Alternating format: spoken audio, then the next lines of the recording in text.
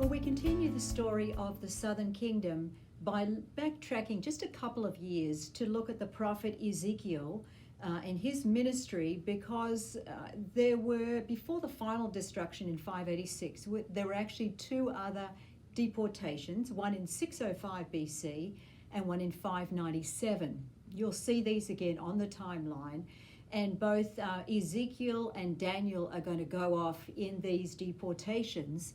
And so we want to think about Ezekiel. He's going to be brought to Babylon, and you will also find this on your maps.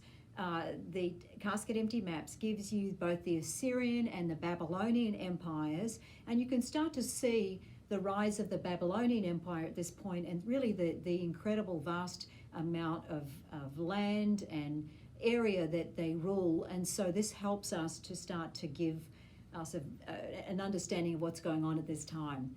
So Ezekiel is called by God to make known the abominations of what has been taking place.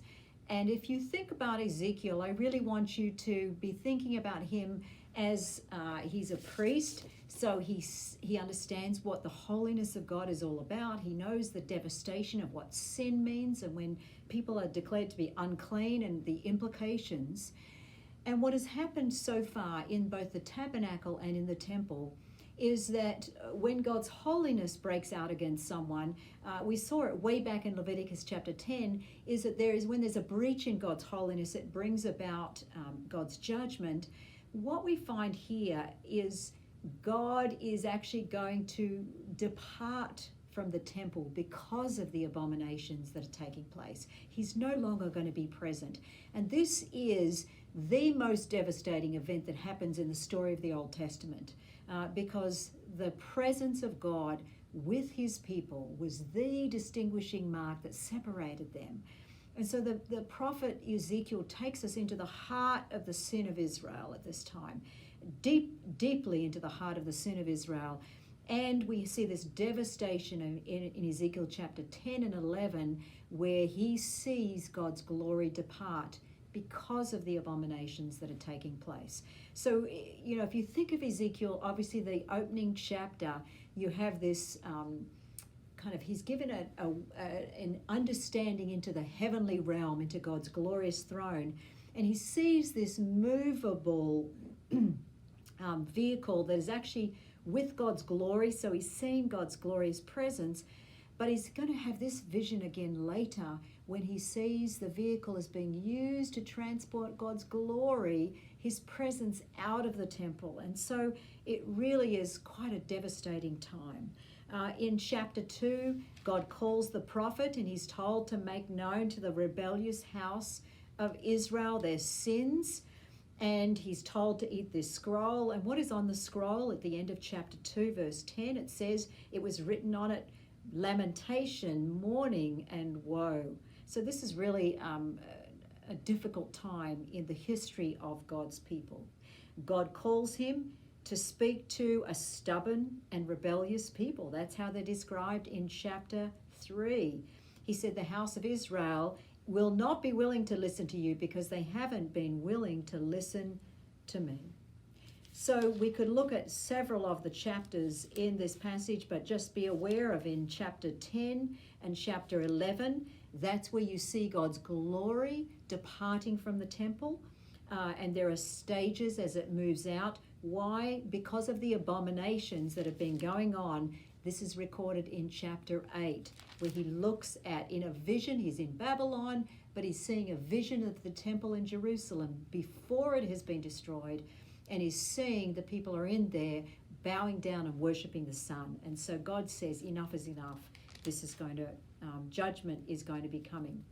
The other key chapters that I'm just going to highlight them, and I'm going to look at chapter 20 for a moment, is Ezekiel chapter 16 and 20 and then 24. If you want to kind of get a heart into the prophetic words of this prophet, Ezekiel chapter 16 is just pitiful. It's just pitiful because it describes Israel as this woman who God enters into a covenant with her, and yet it talks about her playing the harlot after foreign gods. This is the metaphor that's being used to describe Judah's idolatry, or the whole people of God, really. And so it's a tragic chapter. In that chapter, he is also going to say that the kingdom in the south is even worse than the northern kingdom of Judah, which worshipped idols for 200 years, and they're even worse than Sodom. So this really is a devastating time. Then in chapter 18, he's going to underscore the importance of practicing righteousness and justice, which are absent in the land at this time. And then we come to chapter 20. And chapter 20 is also important because Ezekiel is going to survey the history of God's people through several stages of their history. And as you read it through, you'll see that he's going to look at their early time when they're in Egypt, and then they rebelled against him. He's going to look at the time when they're in the wilderness. He's going to look at the new generation.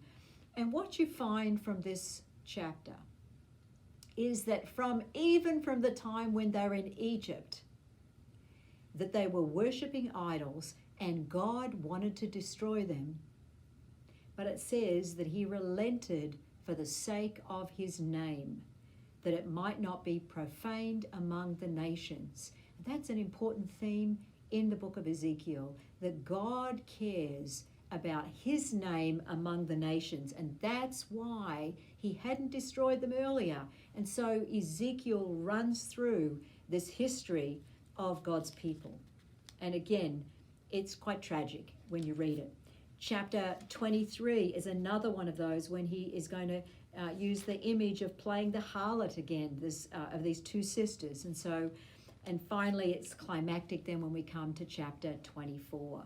So if you're not discouraged when you're reading through Jeremiah, you certainly will be when you read through Ezekiel, because this really takes us into the kind of the depth of depravity of Israel's story and also the human story. But like the other prophets, Ezekiel also, God gives Ezekiel a vision of the restoration. And I find this remarkable. In the light of all that has been taking place in this time, we come to Ezekiel chapter 36. And like Jeremiah, who was called to proclaim God's judgment, but also the restoration, here we have in Ezekiel chapter 36, wonderful words of hope of restoration. And I'm going to read from verse 22 following. We're going to look at Ezekiel and see what God is saying to his people at this time, because this is going to anticipate what is going to take place under the new covenant. And it helps us to see what we have and what Jesus has accomplished to change the human heart, our hearts. So, Ezekiel chapter 36, verse 24, God says, "Therefore say to the house of Israel, thus says the Lord, it is not for your sake, O house of Israel, that I am about to act, but for my holy name, which you have profaned among the nations. I will vindicate my holiness of my great name, which has been profaned, and the nations will know that I am the Lord." You see, it's missional. God's restoration of his people is so that his name might be honored among the nations. Verse 25, he talks about, I'm going to gather you from the nations. Verse 25, I will sprinkle clean water on you.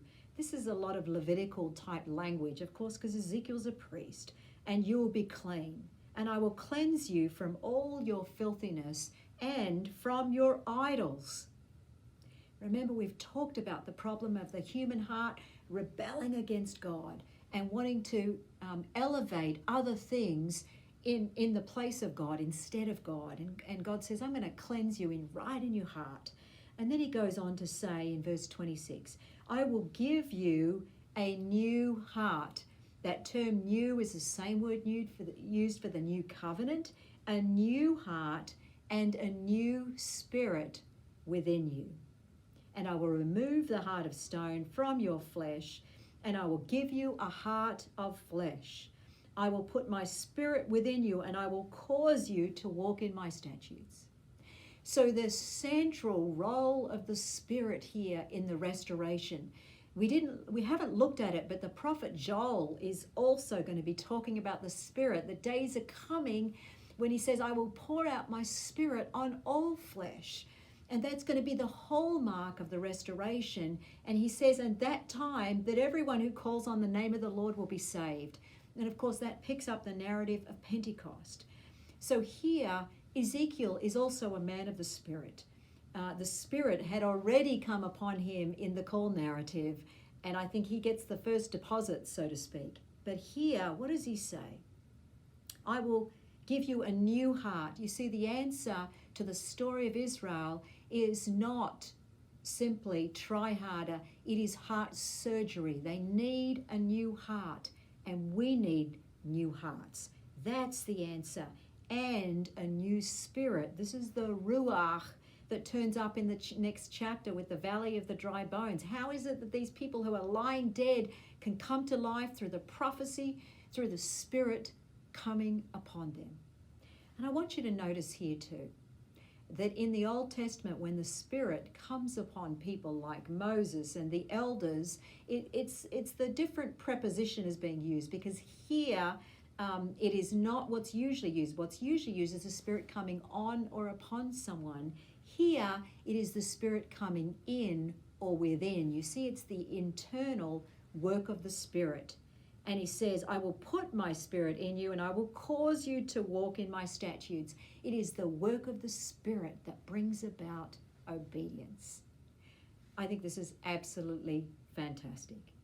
And this is also what's being picked up in 2 Corinthians chapter 3, where Paul's going to talk and contrast the old covenant with the new. And in the new, it is the Spirit not being written on tablets of stone, but on the tablets of the human heart. This is what changes the heart of Adam, and this is what changes the heart of Israel. It's going to be a new heart, and the cleansing that comes is going to be through the work of Jesus on our behalf. I love the book of Ezekiel. All right, we're going to turn now for the last few minutes to look at the prophet Daniel. Daniel is also being brought into Babylon. He's working in Nebuchadnezzar's court, and he is going to be given wisdom to interpret dreams. God's going to speak to King Nebuchadnezzar and give him insight into what's coming up in terms of the kingdom. And if you look at the timeline, you will notice with Daniel that there are pictures of 4 beasts: Babylon, Persia, Greece, and Rome. And this really picks up 2 key chapters in Daniel chapter 2 and then Daniel chapter 7. In Daniel chapter 2, you don't have the 4 beasts. You have a big, huge image that Nebuchadnezzar sees in this dream, and Daniel interprets it. And it has, the point to notice, it has 4 parts. It is like the dream that's going to come in chapter 7. They really are describing similar events. And here's the point of it. Daniel is to make known to Nebuchadnezzar, and God reveals to him that there are going to be 4 successive kingdoms. Babylon's going to be the first one. And he's going to say that your kingdom's going to come to an end, and the next one's going to be the Persian Empire, and we're going to see this when we come to King Cyrus.